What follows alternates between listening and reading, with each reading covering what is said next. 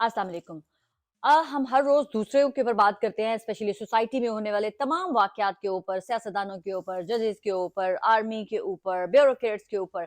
लेकिन हम सहाफ़ी जो हैं वो अपने गिरेबानों में नहीं झांकते हैं। आज मैं एक ऐसे शख्स का आपको जो है ज़िक्र करने लगी हूँ जो अपने आप को जमहूरियत का सबसे बड़ा अलमदार और स्पेशली एक पॉलिटिकल पार्टी से रिलेट करके वो है उन्होंने पाकिस्तान के अंदर जो एक हजान की कैफ़ियत कायम किए रखी। मैं इसको तब भी एक fraud and fake affiliation he declare करती थी क्योंकि उस वक्त भी उस शख्स ने क्योंकि उसका टीवी के ऊपर कोई ऐसा खास इम्पैक्ट नहीं है। टीवी के ऊपर वो हमेशा एक फ्लॉप होस्ट के तौर पर ही रहे हैं, लेकिन उन्होंने जब यूट्यूब का अकाउंट बनाया तो यूट्यूब के अकाउंट बनाने के बावजूद भी वो उनका कोई इतना इन्फ्लुएंस नहीं था सोसाइटी के ऊपर।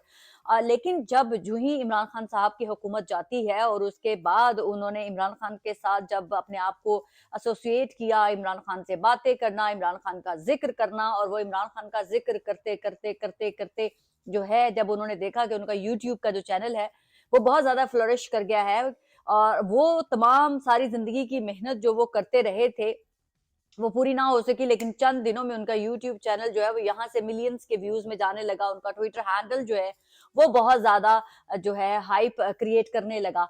जी, मैं इमरान रियाज की बात कर रही हूँ। पाकिस्तान के सहाफ़ी हैं और आजकल यूट्यूब का प्रोग्राम भी करते हैं लेकिन आजकल तो बंद है, शायद डरे हुए हैं। वो इमरान रियाज साहब जो है पाकिस्तान से भागने की कोशिश कर रहे थे। खबरें यही आ रही हैं कि उनको पाकिस्तान से फ्लाई नहीं करने दिया गया। अब जो कि उनके चाहने वाले, उनके लव्ड वंस हैं, वो ये स्प्रेड कर रहे हैं कि शायद वो उम्रा करने के लिए जाना चाहते थे और इसलिए उनको रोक लिया गया। पाकिस्तान की रियासत जो है वो डरी हुई है। देखिए, पाकिस्तान के अंदर हम जब हमारी फीलिंग्स जब किसी के साथ अटैच हो जाती हैं, तो चाहे वो गलत भी कर रहा हो, हमें वो बुरा नहीं लगता। ये एक ह्यूमन साइकी है। इसमें कोई ऐसी परेशान होने वाली बात नहीं है। हो सकता है कि मैं जब आपसे बात कर रही हूँ और आपको ये बात सुनते हुए बुरा लग रहा हो क्योंकि ऑब्वियसली मैं किसी न किसी की जो फीलिंग्स है वो हर्ट कर रही होंगी। जब हम अपने किसी पसंदीदा शख्स के बारे में सुनते हैं तो चाहे वो हकीकत भी हो वो हमारे कानों को बुरा लगती है और सामने बैठा हुआ शख्स जो है वो आपको अपना दुश्मन लगता है। इमरान रियाज ने जब अपने करियर का स्टार्ट किया था तो एक आम नॉर्मल छोटा-सा खबरें जो पाकिस्तान लाहौर में है, वहाँ का एक रिपोर्टर था, क्राइम रिपोर्टर। मैंने भी पाकिस्तान बाय द वे खबरें से ही एज़ ए क्राइम रिपोर्टर अपना स्टार्ट किया था। करियर जो है वो लाहौर से ही स्टार्ट किया था। तो पता नहीं शायद तब हमारा कोई मैं मुझे मैं लाइक मैंने थोड़ा अरसा ही वैसे वहाँ पर काम किया, उसके बाद मैं लंदन आ गई थी, तो मैंने अपना जो करियर है वो क्विट कर दिया था। लेकिन मैं बात आपको ये करने लगी थी तो इनके पास एक फुटफटी सी एक फटीचर सी बाइक हुआ करती थी इमरान रियाज के पास। जैसे कॉमनली बेचारे जो एक गरीब रिपोर्टर होते हैं, आपने देखा है उनका वैसा ही होता है। कोई खास ऐसा नहीं है कि जी आजकल तो जब एंकर बैठ जाते हैं तो उनके वारे न्यारे हो जाते हैं, पॉलिटिकल पार्टीज के साथ रिलेट कर लेते हैं, अब एजेंसीज के जो कारंदे बनते हैं। और इमरान रियाज के बारे में तो मशहूर था कि ये हमारी एजेंसीज के लिए काम करता है। पीएमएलएन के लोग अक्सर कहते हैं कि ये हमसे हमारे लिफाफे लेके जाया करते थे, क्योंकि इमरान खान की मोहब्बत से पहले जो है इमरान रियाज साहब पीएमएलएन के बहुत बड़े सपोर्टर थे और वो इस चीज का इकरार भी करते हैं कि मैं पीएमएलएन का बहुत बड़ा सपोर्टर था। तो इमरान खान को वो बहुत ज्यादा क्रिटिसाइज किया करते थे, लेकिन जो ही जब देखा कि एक फेम का जो है वो वेव चल रही है तो उधर चल निकले। बहरहाल कम टू द पॉइंट कि इमरान रियाज साहब ने तरक्की करते इन्होंने अपने पास लाइसेंस ज़दा असलहा भी रखा, 100 केनाल की ज़मीन भी खरीद ली, लाहौर में भी लाहौर से बाहर इन्होंने एक बहुत बड़ा घर बना लिया।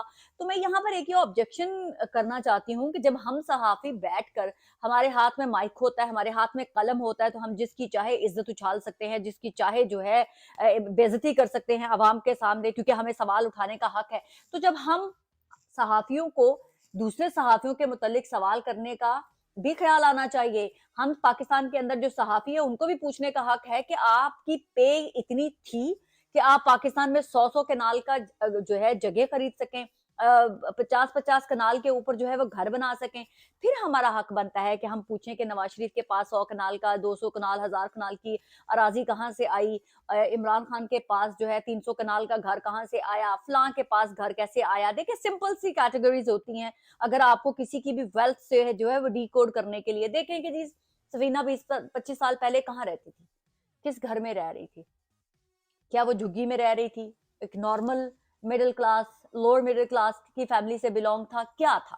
तो उसके बाद अगर अब तक ये इम्प्रूवमेंट होके यहाँ तक पहुंची है तो वो नेचुरल ऑर्गेनिक आपको लगेगा कि एक मर्द था, उसने मेहनत की, थोड़ा-थोड़ा करते-करते वो एक नॉर्मल जो एक सिटीज़न होता है उसकी तरह वो उसकी नेचुरल जो है ग्रोथ हुई है। लेकिन जब एक नॉर्मल इंसान जिसका बैकग्राउंड भी बहुत पतला हो, सब कुछ कमज़ोर हो और वो सिर्फ़ एक टीवी में या पेपर में एक रिपोर्टर हो, वो तरक्की करते-करते सीढ़ियाँ इतनी ज़्यादा चढ़ जाएँ कि फिर जनाब आपके पास 100-100 कनाल की अराज़ी कहीं हो पाकिस्तान के एक हिस्से में, 50 कनाल की अराज़ी एक हिस्से में, 20 कनाल का घर एक जगह पे और आपके पास असलहे वाले कोई 10-10, 15-15 गार्ड्स हों और आप ये कहें कि जी मेरा सिर्फ़ यूट्यूब का चैनल चलता है तो मैं उसके थ्रू कमाता हूँ, तो इसमें बहुत सारे ऑब्जेक्शंस हैं।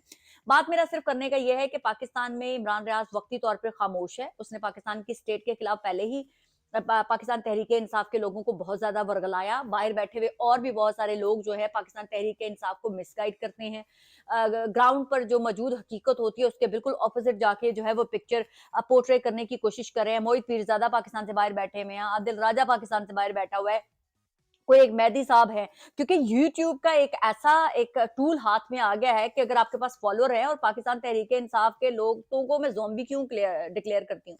क्योंकि जो कोई भी शख्स बस इमरान खान के नाम का नारा लगा देता है, उसके धड़ाधड़ फॉलोअर बना देते हैं और फिर वो अपनी चांदी उनकी चमकना शुरू हो जाती है। और अब ये इमरान रियाज़ साहब भी पाकिस्तान से बाहर भागने की कोशिश कर रहे हैं ताकि वो पाकिस्तान से बाहर बैठकर अपना यूट्यूब चैनल जो है वो दोबारा से ऑपरेट कर सकें, क्योंकि अभी उनकी रोज़ी-रोटी तो उस तरह से नहीं चल रही क्योंकि यूट्यूब पे वो काम नहीं कर रहे। उन्होंने एग्रीमेंट किया हुआ है और सुना है कि जो वो जब एयरपोर्ट से जा रहे थे तो उन्होंने किसी को कहा कि मैं अब ना न्यूट्रल हो गया हूँ, मेरा किसी भी पॉलिटिकल पार्टी से कोई ताल्लुक नहीं है। और एक तरफ जो है इमरान रियाज़ साहब जो है अपने ही दोस्तों को पीटीआई की टिकट भी दिलवाई हुई है। वो जो शराफत मेहर अली साहब है शायद वो इमरान रियाज़ के दोस्त हैं। इमरान रियाज़ के काफ़ी करीब हैं। उनको उन्होंने टिकट दिलवाई हुई। इमरान रियाज़ वही है जो उन्होंने अपने दोस्तों को जिनको कोई जानता भी नहीं था, इमरान खान के फॉलोअर से उनके फॉलोअर्स बनाए और उनके यूट्यूब चैनल्स बनवाए। हर उस शख्स का इसने खूब भरपूर फ़ायदा उठाया हुआ है इमरान खान के फॉलोअर से। तो अब उसकी कोशिश है कि मैं किसी तरह से पाकिस्तान से बाहर चला जाऊँ, जिस तरह से बाकी लोग पाकिस्तान से बाहर बैठ के पाकिस्तान को मलाइन कर रहे हैं, पाकिस्तान के खिलाफ साज़िश की जा रही है। हम भी बाहर बैठे हैं और फिर हम भी करें। मेरा एक सवाल है वैसे हमारी अपनी ही सहाफ़ी बिरादरी से कि पाकिस्तान के अंदर ऐसा क्या ख़ास है? मैं यहाँ पर यूके में बैठी हुई हूँ, यहाँ पर अगर मैं जर्नलिस्ट हूँ तो मेरे पास एक प्रेस कार्ड होना बहुत ज़रूरी है। जो यहाँ की एनयूजे की जो है तंज़ीम वो हमें अलाउ करती है और उसके बाद मैं वो कार्ड होल्ड करने के बाद मैं कहीं पे भी जाके कवरेज कर सकती हूँ। लेकिन पाकिस्तान के अंदर एक डिफरेंट ही सिनेरियो है कि हाथ में माइक पकड़ो और जहाँ मर्ज़ी जो है वो निकल पड़ो। इधर निकल जाओ, उधर आप बस सहाफ़ी बन गए, ऐसा नहीं होता। अगर पाकिस्तान की अदालतों के अंदर ऐसे लोगों को आने से मना किया गया है, तो मैं उसको राइटली कहूँगी कि वो राइट थिंग है। अगर आपके पास पाकिस्तान के अंदर प्रेस कार्ड है, तो आपको अगर फिर रोका जाता है, तो ये ज़्यादती है और हम उन तमाम सहाफ़ियों के साथ जो है जिनके साथ ज़्यादती हो रही है, उनके साथ खड़े हैं। बाज़ अगर टीवी चैनल के साथ काम करते हैं, उनके पास तो लाइसेंस है, टीवी लाइसेंस है कि टीवी लेटर दे रहा है। उन्होंने जो जायज़ रिक्वायरमेंट है, यहाँ पे भी हम जब 9 डाउनिंग स्ट्रीट में जाती हूँ, मैंने कितनी दफ़ा वहाँ पर जाके कवरेज की है, तो वो हमसे हमारा हर चीज़ ईमेल के थ्रू माँगते हैं। अगर आपके पास प्रेस पास है, वो प्रेस पास माँगेंगे, अगर आप किसी टीवी या न्यूज़पेपर से रिलेटेड हैं, तब भी वो आपसे सब सारी इन्फॉर्मेशन माँगते हैं, लेटर तक माँगते हैं आपसे। तो पाकिस्तान में डिफरेंट क्राइटेरिया कैसे हो सकता है? पाकिस्तान में भी सहाफ़त का वही क्राइटेरिया होना चाहिए, जो दुनिया में किसी और ममालिक के अंदर होता है। हम यहाँ रह के तो तमाम कवानीन को फ़ॉलो करते हैं, लेकिन पाकिस्तान में जो है हमें कोई कानून को फ़ॉलो नहीं करना, हमें बस हक है कि हम दूसरों से सवाल करें। माइक हाथ में पकड़ लिया है, कोई भी उसके ऊपर प्रिंट करवा लें, बस आप सहाफ़ी बन गए, आप रिपोर्टर बन गए, आप किसी की भी माँ-बहन एक कर सकते हैं।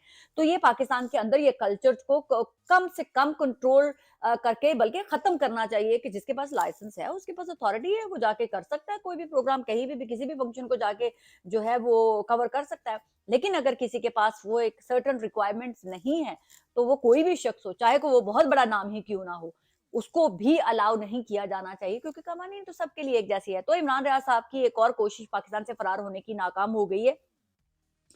इमरान रियाज़ काफ़ी अरसे से पाकिस्तान से भागने की कोशिश कर रहे हैं। देखें कि वो पाकिस्तान से भागने में कामयाब होते हैं या बार-बार उनकी ये कोशिशें जो है वो नाकाम होती हैं। पहले भी इन्होंने कहा था कि मैं पाकिस्तान से बाहर जाके अपनी इलाज करवाना चाहता हूँ, तो लेकिन अब देखें आगे क्या होता है। पाकिस्तान ज़िंदाबाद।